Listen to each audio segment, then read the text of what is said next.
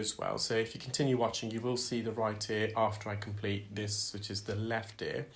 Now you can see at the entrance this wax is very dark, so we know it's been there for a while. It's oxidized. The longer wax is in the ear. Freshly secreted wax is a light brown, almost an orange shade, and as it ages, as it matures, as it oxidizes, just like an apple or an avocado, when you cut into it, it turns into a darker colour. And so this has been there for a while.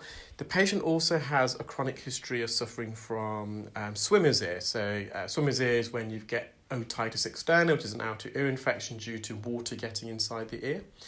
And their ear was very, very tender upon attending, so we had to be really, really gentle. And this blockage extended all the way from the entrance of the ear, and you can just see there the suction probe just got blocked because this wet wax was clogging up the tube. So one of the questions I think I received in yesterday's video is how do we unclog the tube, or is it possible to unclog it whilst the suction probe's in the ear? The answer to that is no. You have to remove the suction tube, and with each suction tube, so these are all single-use sterile instruments, there's a cleaning rod, and we just shove it through the tube to unblock it. And this extends all the way to the patient's eardrum. So the average length of an ear canal is about, on average, 2.6 centimetres. It varies for gender, so women have slightly shorter ear canals than males, and obviously adults have longer ear canals than children. Now, they have been symptomatic for almost a year, so they should have really had this removed far, far sooner, but intermittently they felt that it got better. So as is quite common, people tend to then leave it, and I'm guilty as charged sometimes. Sometimes you ignore your own health, you've got so much going on, and then you later regret it. You can see to the right there, there's some granulation tissue. So what's granulation tissue? When, not just ear, but when you have an infection or wound, and when your body begins to heal itself, you sometimes can get a collection of connective tissue forming as part of the healing process, and that area of connective tissue then has its own blood supply, it develops its own blood vessels, and it ends up, we call that granulation tissue. And you can see what it looks like. It looks like a pimple. It's quite red, it's quite wet. And so at this case, at this stage in the procedure, I want to just remove this without accidentally touching that granulation tissue, because it can be a bit sensitive. So it's a clear sign that the patient had some sort of trauma in the ear may be infected. So again, we're just being really, really cautious here. I'm just slowly but surely going towards the patient's eardrum, funneling through. It may also just be the case that this granulation tissue occurred because of the compression caused by this wax plug. The patient has been getting water in the ears, as I mentioned. They have chronic swimmer's ear, so we did give some advice to the patient. Patients also already got some custom swim molds, but sometimes they need to have new swim molds made, and that's because our ears, the cartilaginous portion anyway, continuously changes shape. As we get older, the cartilage can weaken, it can collapse. It could be that their custom swim mold is no longer providing an adequate seal. Some treatment for granulation tissue, if it doesn't just resolve by itself, ENT can cauterize it, so they almost burn it with silver nitrite, and it just burns all this granulation tissue, all this connective tissue, and it allows the ear to kind of re-heal again, and hopefully the second time without this buildup of connective tissue. Sometimes I know ENT can prescribe some acetic acid. In the UK, you can get that over the counter, and that's what the patient's going to do in the first instance. So this last plug of wax, it's really deep, it's impacted against the eardrum.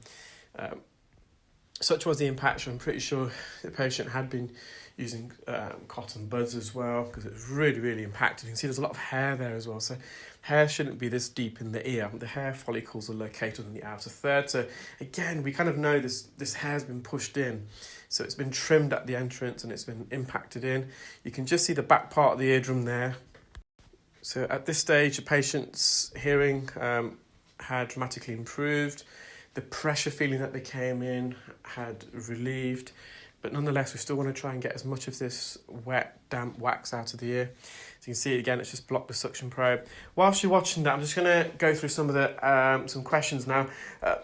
it could be that in some videos I'm not going to be able to do this because there's a lot of questions being fired now. Some of them I've already believe I've talked about them in previous videos, and so it may just be that you just have to go through some of the videos. But one of the questions are why are the ears sensitive to cold weather? So there's loads of nerves on the eardrum, and sometimes for cold weather. So a lot of people who cycle, for example, when there's high winds and it's cold winds, the wind can hit the eardrum, and if it's sensitive, these nerves get excited and it can cause a bit of discomfort. So a simple fix for that was to wear earmuffs. You can develop some people's surface ear. So surface ear is when you get bony spurs growing on the bony part of the ear canal, so the inner 2/3. And the process is called periosteal refrigeration. So when the bony part of the ear canal gets cold, blood vessels dilate, and that encourages growth of new bone spurs. You normally get 3 in the ear, one at 12 o'clock, one at 4, I believe, and one at 9. So they normally come in a 3, these bony spurs. So whilst I'm just explaining that, I'm going to go back to the video very quickly. So the eardrum's clear, just some dead skin at the bottom of the ear canal. Just trying to gently peel this away. I'm also going to mop up some debris around that granulation tissue. There was another question about whether I'm able to definitively diagnose whether it's psoriasis or something else going in the ear. So I'm not actually medically trained, I'm not a doctor, I'm not an ENT doctor, and I'm not a dermatologist, but I've just done a quick Google search, and eczema is when apparently it is really, really itchy. Psoriasis can also cause itchiness, but psoriasis is also when the patient can also feel kind of a burning almost sensation. So I can't give you any more, I can't elaborate any further than that, I'm afraid. That leads on to another question. Someone asked whether I'm a doctor. No, so in the UK, so if you're an audiologist in the US, I believe you do have the title of a doctor, but in the UK it's not. And that's why I'm very careful at the beginning of every intro is to refer myself as Mr.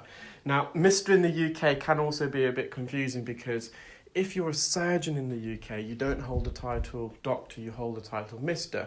But a lot of the viewers I have are from the States, the majority are, and I think it's different there. So, and I quite often get referred to as a doctor, and hence why I always call myself Mr. because obviously you can also call yourself Mr. in the UK, not being a surgeon.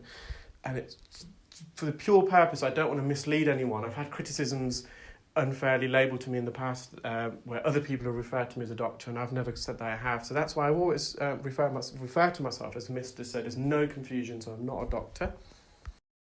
I think there's another question about blackheads and whether it can affect hearing. The answer is no. Blackheads do not affect the pathway of sound. It doesn't affect the middle ear. It doesn't affect the organ of hearing. So no, it's not a service I offer, removing blackheads, and have no impact on your hearing. So that's that granulation tissue on the posterior canal wall. There's the patient's eardrum, fully visible. So this is the patient's right ear, and it's a lot drier, a lot more short, more crumbly, the texture, like a short biscuit. I'm just going to remove this using a combination of an ear hook and suction. Another question was whether some sort of ear inserts, sleep plugs, for example, if your partner snores at night, can cause damage to your ears. Well, they can push wax further in if you're a waxy person. If they're not custom made, they can be a bit tight. They can cause a bit of humidity. So you just got to weigh up the pros and cons, I think. There was another question about what we call benign positional paroxysmal vertigo. In short, that's called BPPV. There's crystals in the ear that can find themselves in a part of the ear where they shouldn't be. These crystals are called otoliths, otocania. The exercise is called the Eppley maneuver for that. Some other questions about which other services I provide, or whether what hearing aids I do. So I work with all hearing aid manufacturers. Different manufacturers have different products which are suitable for different individuals and their individual hearing needs and practical needs. So I'm purely private in the UK. I don't, although patients get referred to me from GPs and other audiologists, but it is a private service. I don't use irrigation, and that's another question, so it's all either suction or mechanical.